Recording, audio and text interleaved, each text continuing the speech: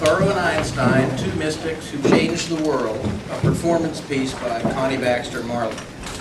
Connie has accepted the mandate of her ancestors.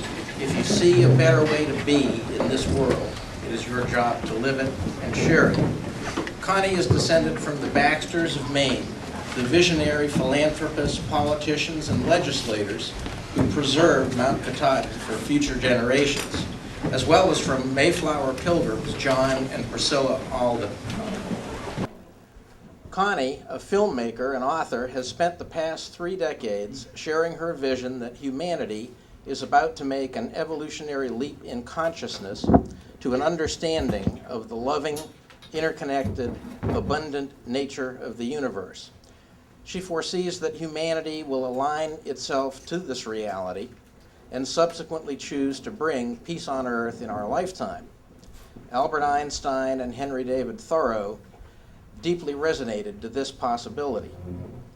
She believes that Native American cosmology carries key pieces of knowledge that will help enable humanity to make this leap. She's produced a film series, The American Evolution, Voices of America, that weaves a tapestry of paradigm-shifting ideas featuring Thoreau as presented by Richard Smith, interpreter, impersonator, Bradley Pedine, PhD, Penobscot Indian elders, and other important thinkers.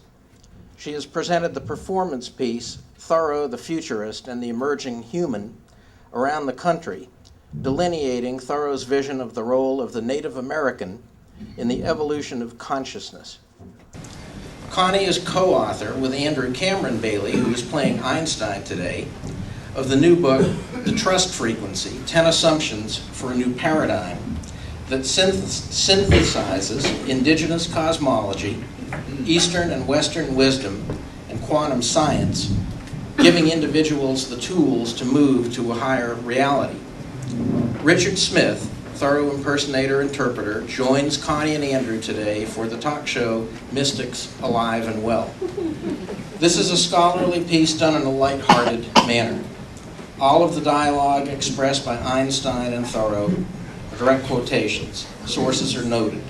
The underlying thesis of this presentation is that every human being is an embodiment of a larger force and has the capacity to connect with that force and, through personal choice, bring inspired action to pass in everyday life, ultimately transforming the world as we know it. Thanks, Ron. You're welcome. Hi, welcome. I'm so glad that you could join us live in the studio today for my talk show, Mystics Alive and Well. I have 2 honored and revered guests here today, both of whom you have some familiarity with due to their inspiring lives and the gifts they brought us all. Henry David Thoreau and Dr. Albert Einstein. Welcome.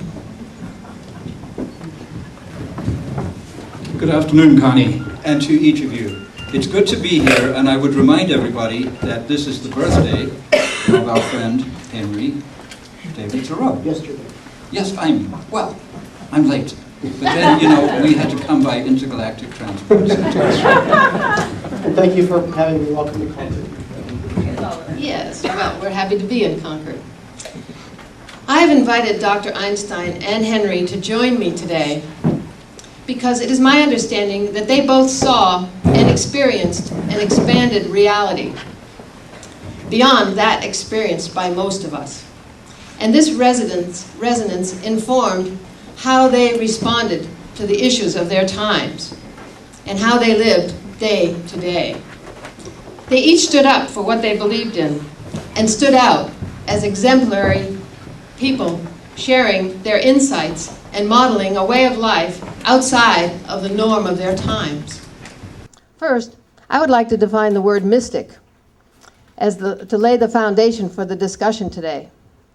The New Oxford American Dictionary states that a mystic is a person who believes in the spiritual apprehension of truths that are beyond the intellect. Thoreau called himself, as you all know, a mystic, a transcendentalist, and a natural philosopher to boot. Perhaps a definition of transcendentalism is appropriate here. Transcendentalism is an idealistic philosophical and social movement that developed in New England around 1836 in reaction to rationalism, influenced by Romanticism, Platonism, and Kantian philosophy. It taught that divinity pervades all nature and humanity. We think of mystics as ascetics who live in caves, drink only water, and ponder the beyond. We think of them as someone other than ourselves. I would like to introduce you to the everyday mystic, and to these two extraordinary everyday mystics who changed the world by applying their expanded vision to their choices as to how they lived and responded to the issues of their times. As an exercise, I would like to ask you to turn to the person next to you and look in his or her eyes and say after me, okay, everybody?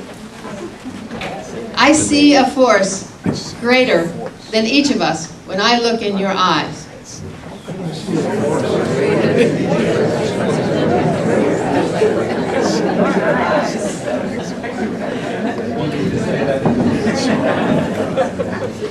I acknowledge you as a unique aspect of that force.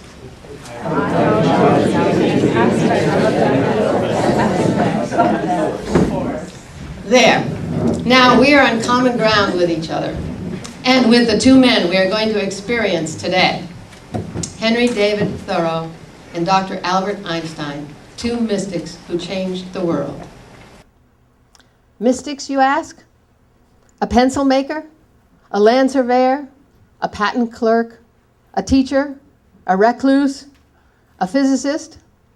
What was it that drove them to excel and to go down in history as game changers, along with a few others like Jesus, Gandhi, Martin Luther King Jr., John Lennon, notable activists who died untimely deaths because of the message they carried and the lives they lived? These people didn't remove themselves from the world. They stood up, spoke up, and shifted consciousness up a notch for eternity. They modeled their beliefs, their visions, and shared their insights. Henry, you have often been quoted as saying, if a man does not keep pace with his companions, perhaps it is because he hears a different drummer. Let him step to the music which he hears, however measured or far away. The mystic hears a different drummer. He sees from a different point of view. He resonates to a different frequency. The station he is tuned to is sending messages of unity, freedom, peace, harmony, individual autonomy, service, and abundance. Those are the attributes of the world he knows is real and possible, regardless of the myriad of other stations and societies broadcasting the engaging and all too real seeming ideas of separation, scarcity, security, and servitude. I would like to propose that everyone has the capacity to tune in to the mystic's frequency. We can choose which station we turn the dial of our attention to.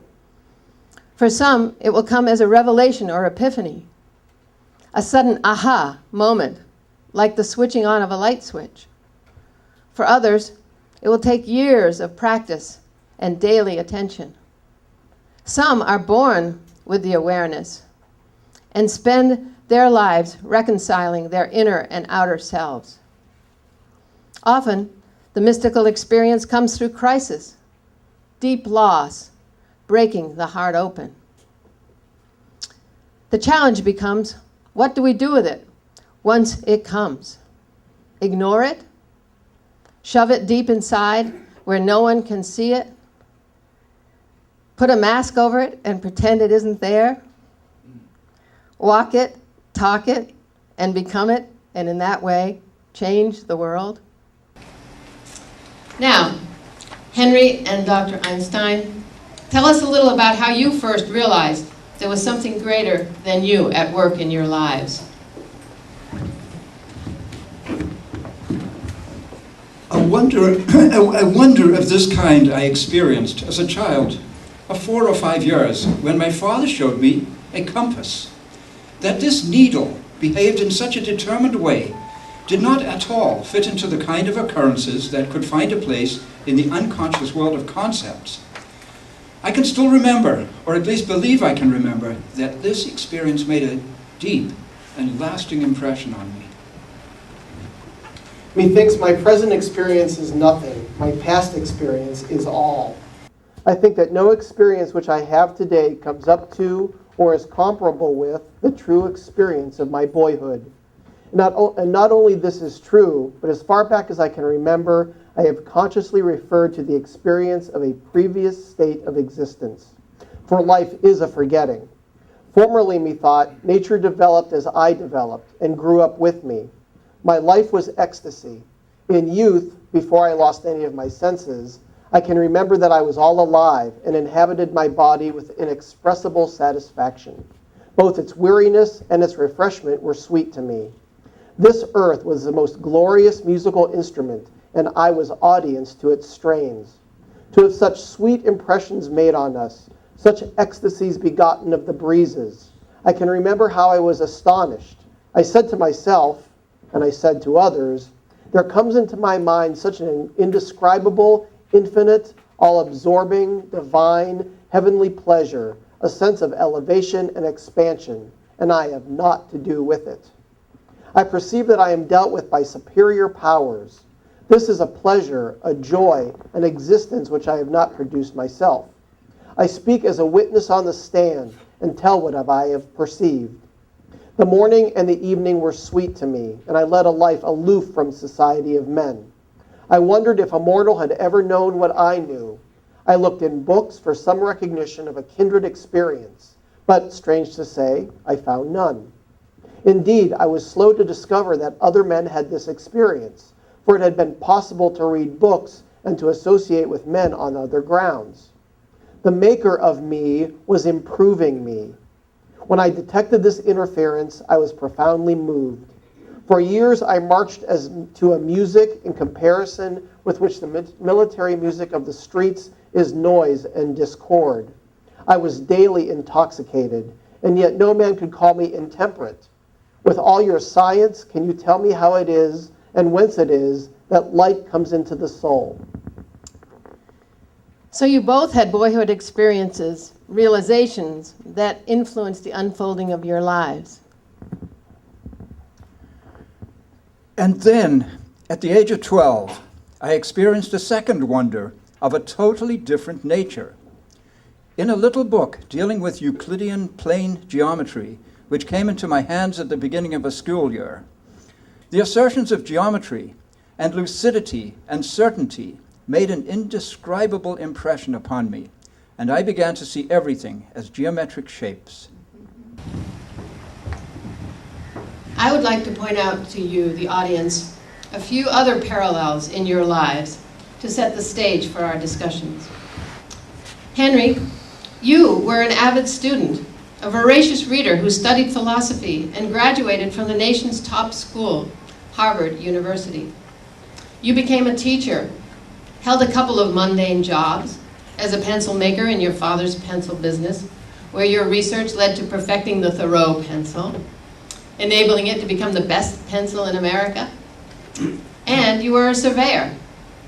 You spent 2 years in a little house in the woods, not far from town, explored the wilderness in Maine and elsewhere, researched and befriended Native Americans, and documented your impressions in minute detail in your journals and books. You took a stand against war and racism, disassociated yourself from your government at an early age, went to bat for fellow dissidents, and spent a night in jail, which resulted in a world-changing solution for how a moral man might live in an immoral world through nonviolent non-cooperation. Every word you uttered, every move you made has become a model and inspiration for the generations that followed. Dr. Einstein, you were slow to talk as a child, but you too were an avid student, a voracious reader who studied philosophy, perhaps even some of the same philosophers as Henry. It seems that Immanuel Kant and other German philosophers influenced both you and the Transcendentalists. You attended top schools and became a teacher, held a mundane job as a patent clerk, explored a different wilderness of the mathematical nature of the universe, which you recorded in your papers and dissertations. You too took a stand against war and racism, gave up your German citizenship twice, once at an early age and again as an adult, supported fellow dissidents, and enlightened humanity with your insights into the workings of light, matter, and energy. You were both witnesses to extraordinary times in humanity's development. Henry, you watched reductionist science replace holistic experiential knowledge, where man became separate from a mechanical universe. You witnessed the abomination of slavery and a war in Mexico aimed at extending slavery, which you found unconscionable. Dr. Einstein, as a German Jew, you experienced the First World War, Hitler's rise to power, the Second World War, the Holocaust, with the loss of your family and friends, the invention and deployment of the atomic bomb as an indirect result of your theories, the onset of the nuclear age and the Cold War, with the threat of total annihilation of humanity. You brought science back from reductionism to an understanding of the warping of space-time relative to the observer, giving rise to quantum science, which has revolutionized man's perception of his place in an interconnected universe. You both seem to have been eternal optimists and spoke of universal higher laws and man's ability to interpret them and our potential to live in accordance with them as you watched humanity around you descend into lower, baser behaviors. It seems it was this ability to see higher truths that set you apart and has made your vision an inspiration to all that followed. Would you comment on this perception, please? In the midst of this labyrinth, let us live a thread of life. We must act with so rapid and resistless a purpose in one direction that our vices will necessarily trail behind. The laws of the earth are for the feet or inferior man. The laws of heaven are for the head or superior man. The latter are the former sublimed and expanded, even as radii from the earth's center go on diverging into space. Happy the man who observes the heavenly and the terrestrial law in just proportion, whose every faculty, from the soles of his feet to the crown of his head, obeys the laws of its level, who neither stoops nor goes on tiptoe, but lives a balanced life acceptable to nature and to God. There is a mystical drive in man to learn about his own existence. And how can he achieve this? Galileo showed the way by creating a system of thought that binds together observed facts. I believe that the dignity of man depends on his scrutinizing mind, his confidence in his intellect, his figuring things out for himself, and above all, his respect for the laws of creation.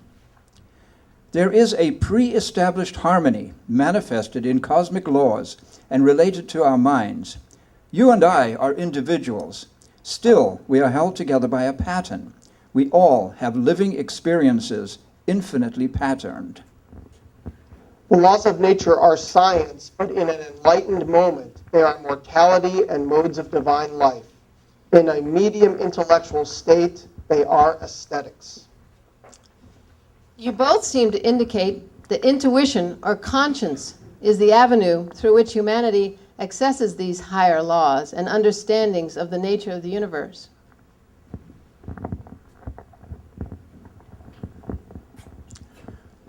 Man has infinite dimensions and finds God in his conscience. The universe is rational, and man's highest destiny is to ponder it and co-create with its laws. There are only two limiting factors. First, that that what seems impenetrable to us is as important as what is cut and dried.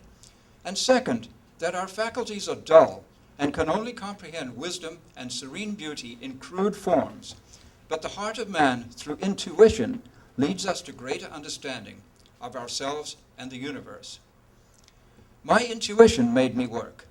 Many people think that the progress of the human race is based on experiences of an empirical, critical nature, but I say that true knowledge is to be had only through a philosophy of deduction, for it is intuition that improves the world, not just following the trodden path of thought. Indeed, it is not intellect, but intuition which advances humanity. Intuition tells man his purpose in this life. I agree with Young that causal methods in physics are not enough to explain the laws of the universe. My concept about relativity had to do with my feeling rather than my intellect. I felt that the universe is never static, but I sense, as the Greeks did, that all flows. I think with intuition. It is not the invitation which I hear, but which I feel, that I obey. If one listens to the faintest but constant suggestions of his genius, which are certainly true, he sees not to what extremes or even insanity it may lead him, and yet that way, as he grows more resolute and faithful, his road lies. The faintest assured objection which one healthy man feels will at length prevail over the arguments and customs of mankind. No man ever followed his genius till it misled him. Though the result were bodily weakness, yet perhaps no one can say that the consequences were to be regretted, for these were a life in conformity to higher principles. If the day and night are such that you greet them with joy, and life emits a fragrance like flowers and sweet-scented herbs, is more elastic, more starry, more immortal, that is your success. All nature is your congratulation, and you have cause momentarily to bless yourself. The greatest gains and values are farthest from being appreciated. We easily come to doubt if they exist. We soon forget them. They are the highest reality. Perhaps the facts most astounding and most real are never communicated by man to man. The true harvest of my daily life is somewhat as intangible and indescribable as the tints of morning or evening. It is the little stardust caught, a segment of the rainbow which I have clutched. Did this understanding leave you feeling separate and alone in the sea of humanity?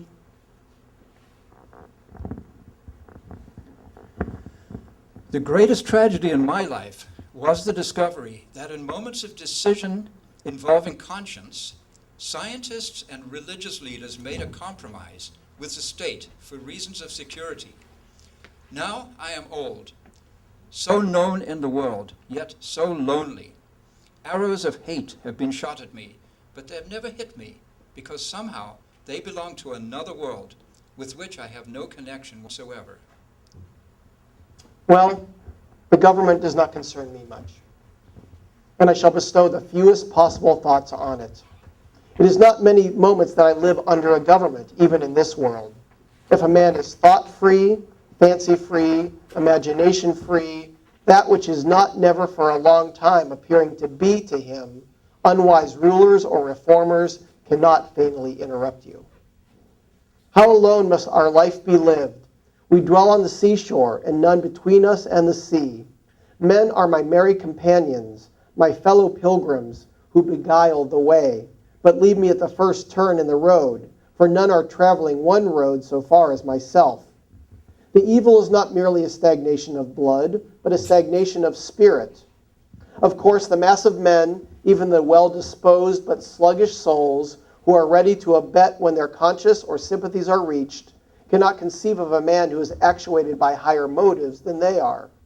Accordingly, they pronounce him insane, for they know that they could never act as he does as long as they are themselves. You both went through the educational systems of your country and became teachers for a while. It must have been hard for you both, having a sense of a larger reality from a young age. What are your thoughts on the formal education of your countries? School failed me, and I failed school. It bored me. The teachers behaved like Feldwebel, field sergeants. I wanted to learn what I wanted to know, but they wanted me to learn for the exam. What I hated most was the competitive system there, and especially sports.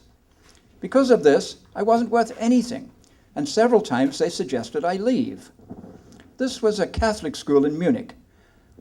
I felt that my thirst for knowledge was being strangled by my teachers.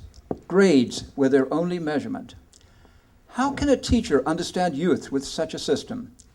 Man is what he thinks, not what he does. The basis of true thinking is intuition. This is what makes me abhor our present-day school system. They split each science into several categories, yet truth is only attained by a totality of experience. I was never attracted by specialization. I always wanted to know nature, creation itself. The mystery of life attracted me. My religion is to use my thinking faculties as much as I can to know what seems unknowable. Have you ever stopped to consider that reading books or gathering facts has never led to any scientific discovery? Intuition is the prime factor in our achievements. What does education often do? It takes a straight cut ditch of a free meandering brook.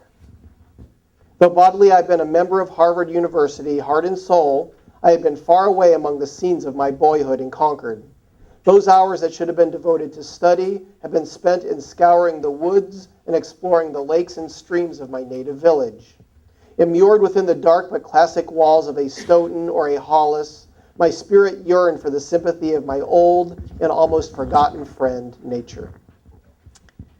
This rebellious spirit continued into adulthood, and you both rebelled against your government and stood up to be counted during the turmoils and challenges of your times. Henry, you stopped paying your poll or voter's tax to the state of Massachusetts when you were 23 as a protest and spent a night in jail 6 years later in 1846. Can you tell us a bit about your motivations and the resulting essay that has since become a significant inspirational tool around the world and inspired the likes of Martin Luther King Jr., Gandhi, to acts of civil disobedience, peaceful non-cooperation?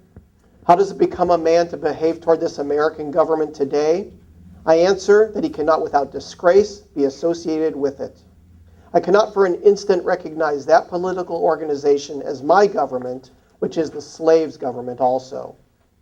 What shall we think of a government to which we all the truly brave and just men in the land are enemies, standing between it and those whom it oppresses? It is a government that pretends to be Christian and crucifies a million Christs every day. Under a government which imprisons any unjustly, the true place for a just man is also a prison. The proper place today, the only place which Massachusetts has provided for her freer and less desponding spirits, is in her prisons, to be put out and locked out of the state by her own act, as they have already put themselves out by their principles. It is there that the fugitive slave and the Mexican prisoner on parole and the Indian come to plead the wrongs of his race, and you should find them on that separate but more free and honorable ground, where the state places those who are not with her but against her, the only house in a slave state in which a free man can abide with honor. If any think that their influence would be lost there, and their voices no longer afflict the ear of the state, that they would be not as an enemy within its walls, they do not know by how much truth is stronger than error, nor how much more eloquently and effectively he can combat injustice who has experienced a little in his own person.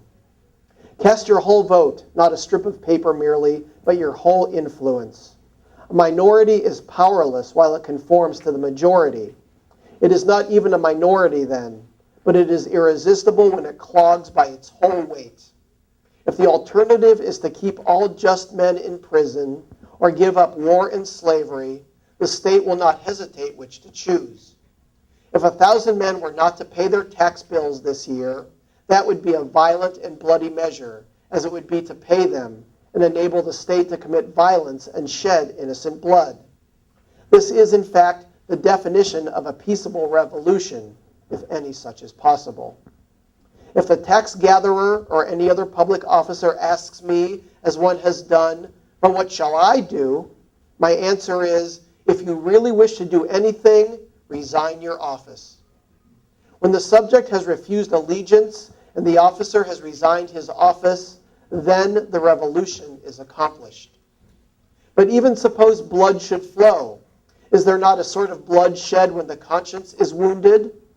Through this wound, a man's real manhood and immortality flow out, and he bleeds to an everlasting death. I see this blood flowing even now. The mass of men serve the state thus, not as men mainly, but as machines with their bodies. They are the standing army and the militia, jailers, constables, etc. In most cases, there is no free exercise whatever of the judgment or of the moral sense. But they put themselves on a level with wood and earth and stones, and wooden men can perhaps be manufactured, well, that will serve the purpose just as well. Such command no more respect than men of straw or a lump of dirt.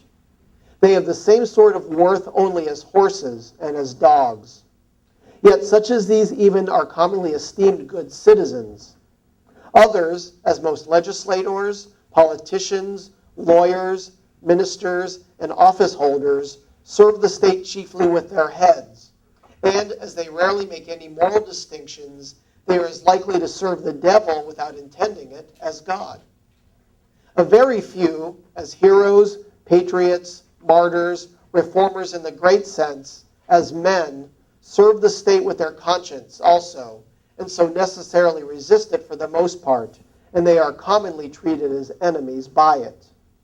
A wise man will only be as useful as a man, and will not submit to be clay, and stop a hole to keep the wind away, but leave that office to his dust at least.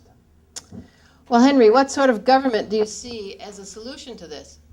The authority of government, even such as I am willing to submit to, for I will cheerfully obey those who know and can do better than I, and in many things even those who neither know nor can do so well, is still an impure one. To be strictly just, it must have the sanction and consent of the governed. It can have no pure right over my person and property, but what I concede to it. The progress from an absolute to a limited monarchy, from a limited monarchy to a democracy, is a progress toward a true respect for the individual. Even the Chinese philosopher was wise enough to regard the individual as the basis of the empire.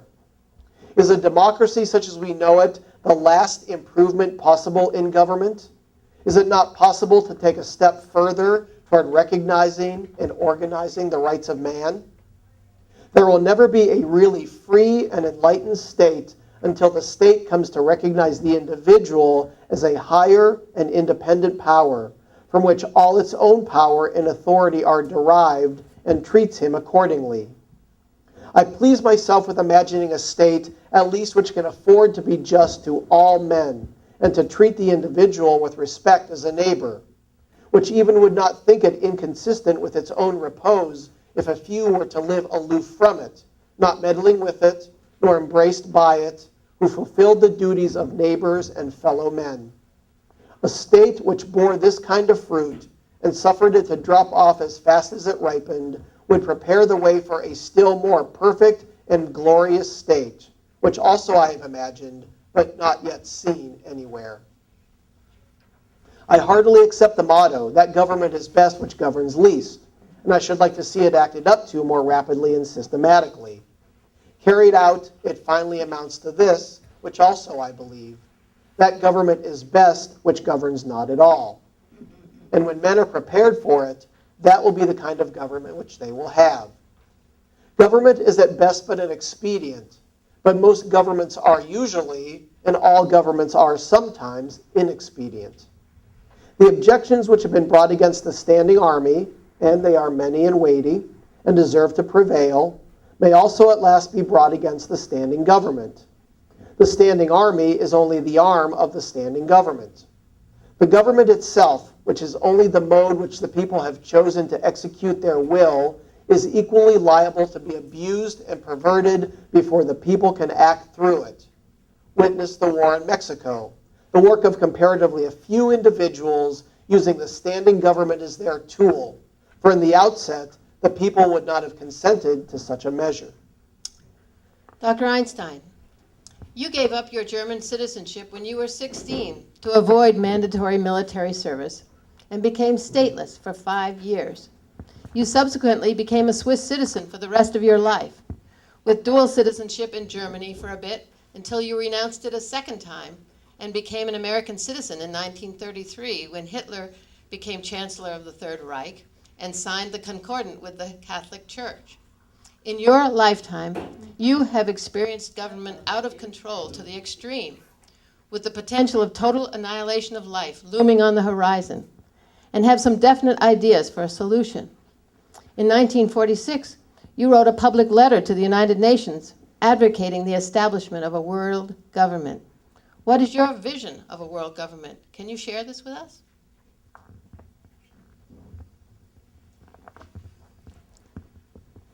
When I was 16 and went to school in Switzerland, I tore up my German passport and became a Swiss citizen because a German is trained to obey the state rather than his conscience. My experience is that the moment man's mentality is bent on national goals and marching feet, it is corrupted and ready for even the most savage acts against humanity to justify its goals. I am interested only in living this life according to ethical laws, such as thou shalt not kill, which often contradict the laws of the state. I have let Hughes know that because of the mass murder which the Germans inflicted upon the German people, it is not possible for me to be associated in any way with any official German institution. You mean the Jewish people, Albert? Oh, did I say? Because of the, I apologize. It's just terrible having traveled all this way. I have let Hughes know that because of the mass murder which the Germans inflicted upon the Jewish people, it is not possible for me to be associated in any way with any official German institution. There is no security and peace unless we have a supranational government. We must liberate ourselves from what we have inherited of antisocial and destructive instincts. Disarmament and security are only to be had in combination. The one guarantee of security is an undertaking by all nations to give effect to the decisions of the international authority. We stand, therefore, at the parting of the ways. Whether we find a way of peace or continue along the old road of brute force, so unworthy of our civilization, depends on ourselves. On the one side, the freedom of the individual and the security of society beckon to us. On the other, slavery for the individual and the annihilation of our civilization threaten us. Our fate will be according to our deserts. We must change the history of states and nations, which is written with the blood of the masses who have had to obey the ruling few. No nation should ever try to get its security by building arms, but by adhering to democratic principles and supporting the creation of a world government, so that at last we will have peace and a new era for the history books. But it is most important to change our thinking, to change the heart of man. We must create a cosmic man, a man ruled by his conscience. Bargaining won't do it. Every one of us must have a pure mind and pure intentions. It's foolish to think that in the long run one nation can hide its research from the others. It is the highest wisdom to share scientific discoveries with all. There is no alternative to a world government and international control of the atomic bomb. Otherwise, we shall all be destroyed. We must attempt to create a supranational government so that no secrets are necessary. If we can only subdue man's evil spirit, we scientists won't change the hearts of other men by mechanisms, but by changing our own hearts and speaking bravely. We must be generous in sharing knowledge of the forces of nature, but only after establishing safeguards against abuse. We must realize we can't simultaneously plan for war and for peace. When we are clear in heart and mind, only then shall we find the courage to surmount this fear which haunts the world. You were both pacifists at one time. Dr. Einstein, you went so far as to gamble your career by signing an anti-war petition at the height of World War I. And Henry, your thoughts expressed in civil disobedience ring of pacifism. Yet ultimately, you both acknowledge the need for violence in the face of unconscionable acts by your governments. Henry, you took a public and vocal stand for the radical abolitionist John Brown of Harper's Ferry fame, even though he committed some serious violent acts. Captain Brown was a man of rare common sense and directness of speech, as of action. He was a transcendentalist above all, a man of ideas and principles. That was what distinguished him. Not yielding to a whim or transient impulse, but carrying out the purpose of a life.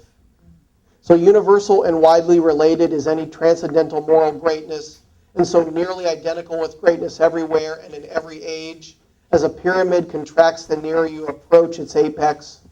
That, when I look over my commonplace book of poetry, I find that the best of it is often applicable, in part or wholly, to the case of Captain John Brown. He was a superior man. He did not value his bodily life in comparison with ideal things. He did not recognize unjust human laws, but resisted them as he was bid. For once we are lifted out of the trivialness and dust of politics into the region of truth and manhood. No man in America has ever stood up so persistently and effectively for the dignity of human nature, knowing himself for a man and the equal of any and all governments. In that sense, he was the most American of us all. He needed no babbling lawyer making false issues to defend him. He was more than a match for all the judges that American voters or office holders of whatever grade could create. He could not have been tried by a jury of his peers because his peers do not exist. When a man stands up serenely against the condemnation and vengeance of mankind, rising above them literally by a whole body, even though he were of late the vilest murderer who has yet settled that matter with himself, the spectacle is a sublime one. Didn't ye know it, ye liberators, ye tribunes, ye republicans? And we become criminal in comparison. And I am no longer an unconditional pacifist, but a realistic one. I am fully aware that I made many enemies when I changed my mind about pacifism. I displeased the Quakers, of course, as well as the followers of Bertrand Russell and of Gandhi. But principles are made for men, and not men for principles. I would be a traitor to my conscience if I allowed the world to fall into the hands of a dictatorial maniac who is bent to make Europe into one graveyard. I have experienced German boots, and woe to the country against which they march. I would be a coward if I preach pacifism while youth are taught to commit evil in the name of the state and to march to destroy me, my family, and other innocent people. In my opinion, the best method in this case regarding the pacifist problem is the violent one of conscientious objection, with the aid of organizations for giving moral and material support to the courageous conscientious objectors in each country. In this way, we may succeed in making the problem of pacifism an acute one, a real struggle which attracts forceful natures. It is an illegal struggle, but a struggle for people's real rights against their governments, insofar as the latter demand criminal acts of the citizen. So it seems you are both saying that one must act according to one's conscience, no matter what. And somehow you both see a time when humanity will collectively come from a higher place and bring peace and justice. You both hold on tenaciously to that vision or belief in the face of man's inhumanity to man being played out in the extreme, especially in your case, Dr. Einstein. Of course, no one wants to listen to me. Yet as sure as I'm sitting here, we will be destroyed unless we create a cosmic conscience. And we have to begin to do that on an individual level with the youth that are the politicians of tomorrow. The Kaiser had tried to take over the conscience of his soldiers, And we remember that Hitler said some years later that he would be the conscience of the German people. But no one, and certainly no state, can take over the responsibility that the individual has to his conscience. I am a lonely man with these views.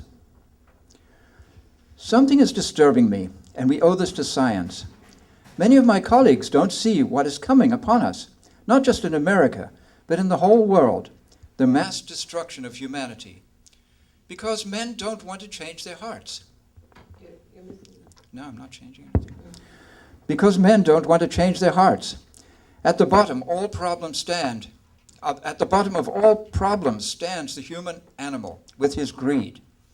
Nothing is so dangerous for a nation as to try to obtain military supremacy. Yet, this is the plan, both here in the United States and in Russia. I've said this many times before.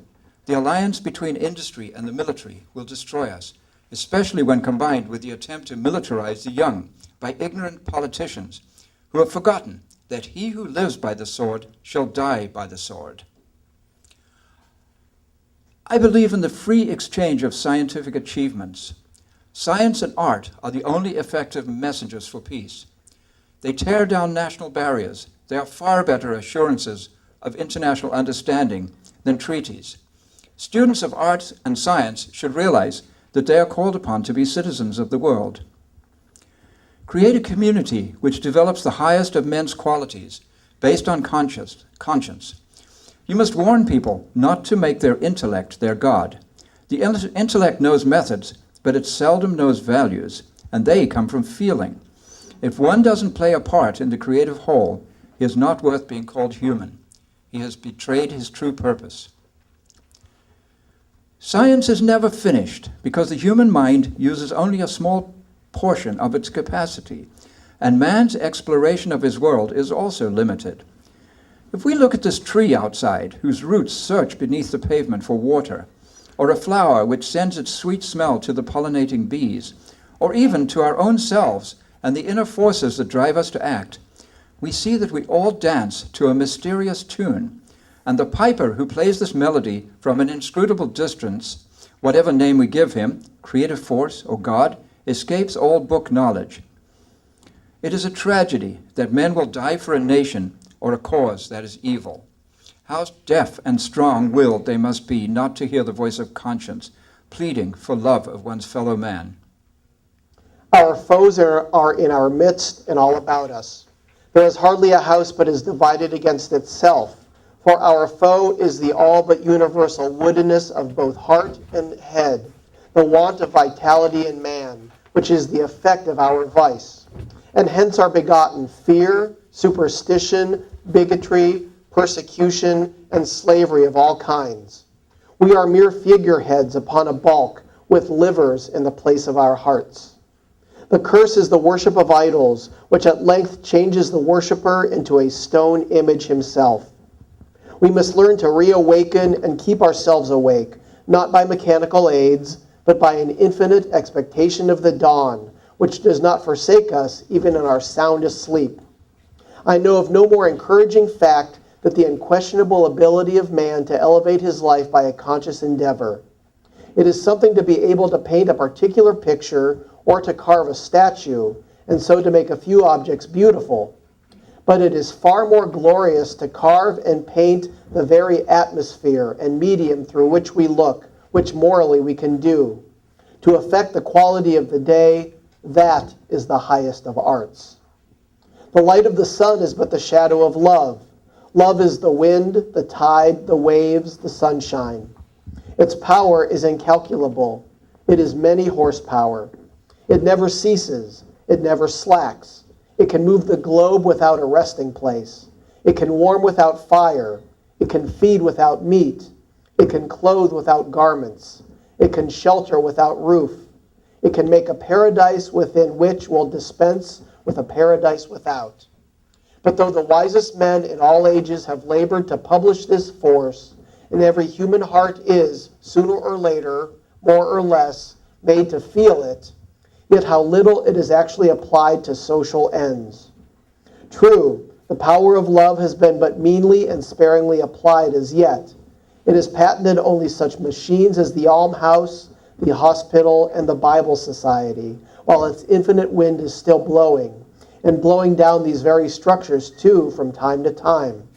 Still less are we accumulating its power and preparing to act with greater energy at a future time. Shall we not contribute our shares to this enterprise then? A new type of thinking is essential if mankind is to survive and move to higher levels. The cosmic man must be restored, the whole man who is made in the image and likeness of the arch force, which you may call God. This man thinks with his heart and not with party dogma. There is an order in the universe, a cosmic order, and humans have the possibility of understanding these laws. I'm not interested in what God looks like, but in how the world he created looks. I can read the thoughts of God from nature. The laws of creation interest me. I am part of infinity. My eternity is now. I have only one interest, to fulfill my purpose here where I am. This purpose is not given me by my parents or my surroundings. It is induced by some unknown factors. These factors make me a part of eternity. In this sense, I am a mystic, inspired by those unknown factors which mold our inner self. To be a philosopher is not merely to have subtle thoughts, nor even to found a school, but so to love wisdom as to live according to its dictates, a life of simplicity, independence, magnanimity, and trust. It is to solve some of the problems of life, not only theoretically, but practically. I don't say there's no heaven or hell, no God or devil, but these metaphysical attributes of reality have no interest for me. To me, it is heaven enough to serve mankind on earth. It has been said that man without mysticism is a monster. It seems from our discussion that you would agree with this statement. I very much appreciate both of you for having agreed to come on this show. What are your thoughts on being called a mystic? I am not a mystic. Trying to find out the laws of nature has nothing to do with mysticism, though in the face of creation I feel very humble. It is as if a spirit is manifest. It is as if a spirit is manifest infinitely superior to man's spirit. Through my pursuit in science, I have known cosmic religious feelings, but I don't care to be called a mystic. I am a mystic, and a transcendentalist, and a natural philosopher to boot. Darn it. I'm sorry to say we're out of time. There are so many subjects that we have not covered today. Your thoughts on science, primarily, something that has played a large role in both of your lives. We'll have to come together again to explore these matters. Tell me, if you had one thing to leave our audience with today, what would it be? Let us spend one day as deliberately as nature, and not be thrown off the track by every nutshell and mosquito's wing that falls on the rails. Let us rise early and fast, or break fast, gently, and without perturbation. Let company come and let company go. Let the bells ring and the children cry, determined to make a day of it. Why should we knock under and go with the stream? If you stand right fronting and face to face to a fact, you will see the sun glimmer on both its surfaces, as if it were a scimitar, and feel its sweet edge dividing you through the heart and marrow, and so you will happily conclude your mortal career. Be it life or death, we crave only reality. To make a perfect man, the soul must be much like the body, not too unearthly, and the body like the soul. The one must not deny and oppress the other. You must live in the present, launch yourself on every wave, find your eternity in each moment. Fools stand on their island of opportunities and look toward the other land. There is no other land. There is no other life but this. Rely on your intuition. Many ideas will occur, of course, but examine each of them critically. You have liberty of choice, but don't use it like a writer of fiction. Try rather to think you're solving a crossword puzzle and only one irreplaceable piece will fit. There are, for example, different systems of geometry to choose from, but there is only one equation which will fit your own sense experience. Aren't you in awe when you contemplate the mysteries of eternity, of life, of the marvelous structure behind reality? And this is the miracle of the human mind, to use its constructions, concepts, and formulas as tools to explain what man sees, feels, and touches. Try to comprehend a little more each day. Have holy curiosity. Well, thank you, gentlemen. I'm so happy you could be here. And I think we'll open the discussion to the audience and see if anyone would like to have a chat with Henry and Dr. Einstein, or share with us some of your own experiences that may have given you insights into a larger reality. Anybody want to? Yes?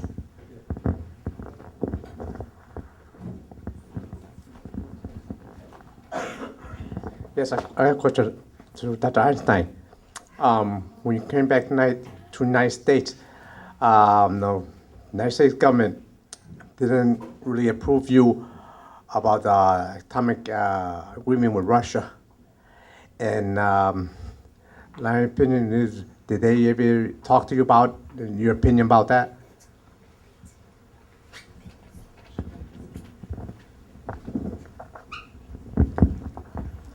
If I understand the question, it has to do with my actual immigration to the United States in 1933.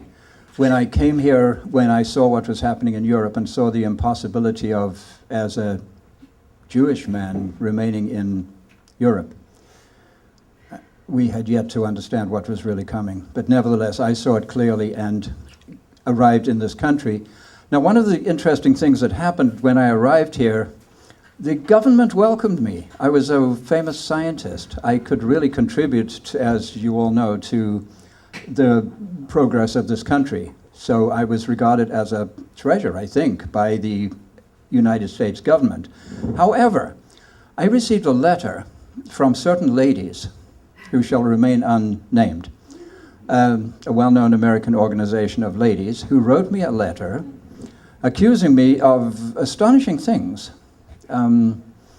I can't even remember them at this point. I mean, you have to realize that I died some time ago, and just simply making it back to this event, you know, we got this email, and they said you have to go. So, and one of my heroes, Henry, was going to be here. What could I do? So anyway, if you'd like to go and do a little research, you will find a letter that I wrote. It's in the public record. Where would it be? Where's the best place to find it? Anyway, there's a letter that I wrote to these wonderful ladies. They weren't the daughters of the American Revolution, but something like that. They were an exceedingly right-wing group of New England ladies who thought that I was coming here to utterly corrupt the morals of the country in one way or another. I wrote what I remember being a rather excellent letter back, but I don't remember the details. I think you said something along the lines that your advance, you did it tongue-in-cheek, and that your advances had been of some concern to women in your past, and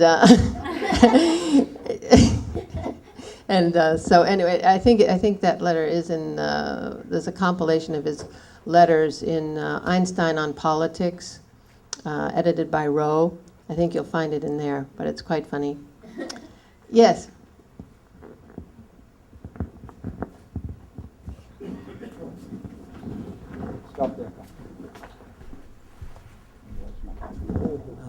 I'd like to update your issues to modern problems.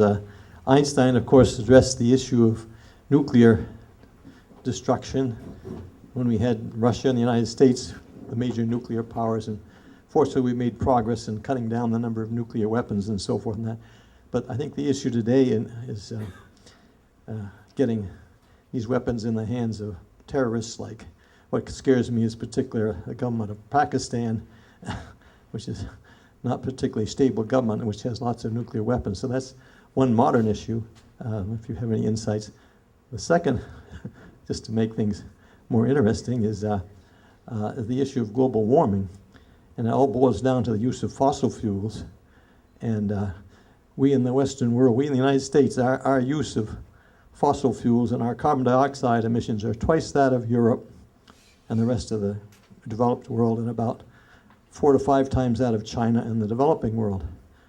So I think the solution is the Henry Thoreau solution of living simply and not putting how much CO2, but how do we get everybody to do it? So Henry, I think Dr. Einstein had a solution where he said that we have to change our thinking. The only way out is to change our thinking to a higher level. But here, you've got one. Well, I find as you simplify your life, the laws of the universe become less complex. And poverty is not poverty, and weakness is not weakness. I was cultivating both poverty and solitude while living at Walden Pond, and I did very well at both. I find that the less I have, the less I have to worry about, and then I can concentrate on the important things in my life, such as God and nature, and being one with the universe.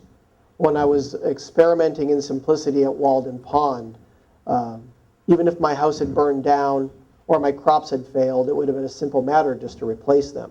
I try not to become too attached to material things.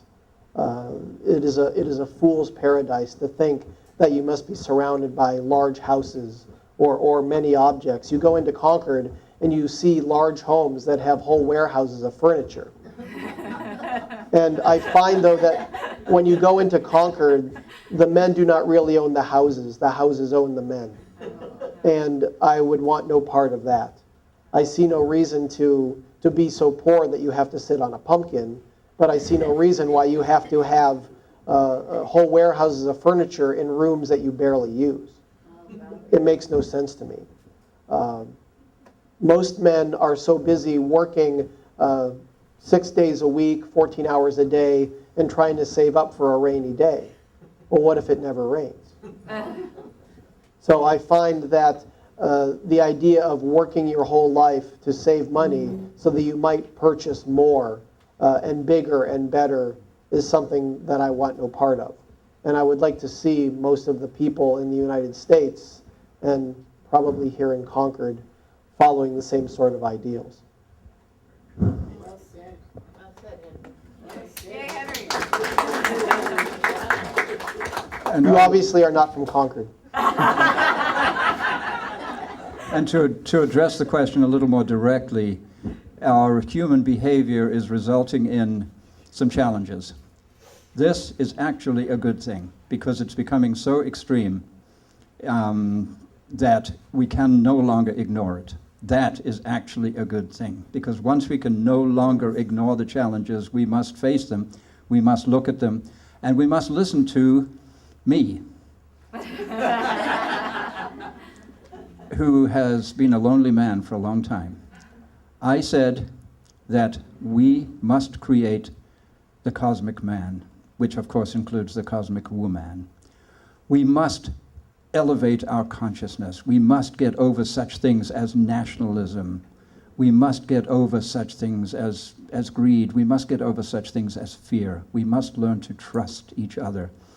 And I'm actually very unhappy with what has become of, for example, the United Nations, the visions that we had.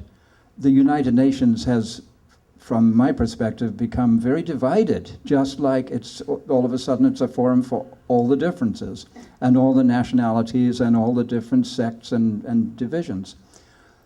We as humans must discover our unity. And the only way we can discover that unity is to learn to trust each other. And perhaps the only way we can learn to trust each other is to learn to trust ourselves. I disagree with you in the sense that we must unite. I have very little faith in anything that masses of men can accomplish. I have great faith in the power of the individual. All it takes is one man to change the world. Look at Napoleon or look at Christ. It takes one man to be able to affect change. I am not particularly concerned about what my neighbors think. I am not particularly concerned about what my neighbors think of me. The only obligation I have to society is to do what I think right at any time. As long as I follow my own conscience and my own genius, which is a very crooked road, I still feel that I am doing what is right by myself. I would have nobody adopt my mode of living on any account. You are to follow your own path, not your neighbor's or your mother's or your father's. You must do what you think right at any time. By doing that, then you will affect change and change the world. One thing, Albert, you've been well quoted as saying, no problem was ever solved in the same consciousness in which it was created. Do you think this applies to climate change? Actually, I've modified that famous statement to I now state categorically no problem was ever solved. Because there was not a problem in the first place, you see. We saw it we perceived it as a problem. So if we go to one of our great wisdom keepers of the 20th century, Paramahansa Yogananda, who I had the great honor of knowing a little, Albert, he said, and I believe him, there are no problems. Do you remember that? There are no problems? What's the rest of the... There are only solutions. There are no problems, only solutions, no. There are no problems, only opportunities. So if we can change our perception, change the way we see what we currently call problems, and acknowledge them as challenges, yes, but say, wait, the problem, for example, of global warming, of climate change, if you read the book that Connie and I, in our other alter egos, have written called The Trust Frequency, look at the cover and you'll see that the foreword was written by a climate change specialist, Sally Ranney, and it specifically takes this perhaps rather esoteric book on the subject of changing one's consciousness and puts boots on the ground toward solving one of the, if not the most dire crisis we have yet faced. I mean, obviously, nuclear proliferation is a major question. Pollution is a major question. But the actual fact that we're changing our climate is going to affect absolutely every one of us. Nobody is going to be able to escape, not the 1%, not nobody, unless you're a really good swimmer. And the only way we can do this is to elevate our consciousness. So no problem was ever solved in the same consciousness in which it was created. And I have to say, looking back over the last, how long has it been, 80 years? There has been progress made. I was very pleased to see what happened in the 60s. I was very pleased to see that a chunk of an entire generation stepped forward and looked around and said, I don't think so. And they started reading me. And started reading this very obscure and difficult to read, but beautiful gentleman. Right. Yeah. So, Henry and Albert, Dr. Einstein, thank you so much. And now, Richard and Andrew, welcome to... Thank you for having us. Mystics Alive and Well and our audience. And if you would like to have a discussion at all with the three of us on any of these subjects as ourselves, we're happy to engage. Otherwise, we appreciate your coming. And if you have anything else to offer, do you have something to offer?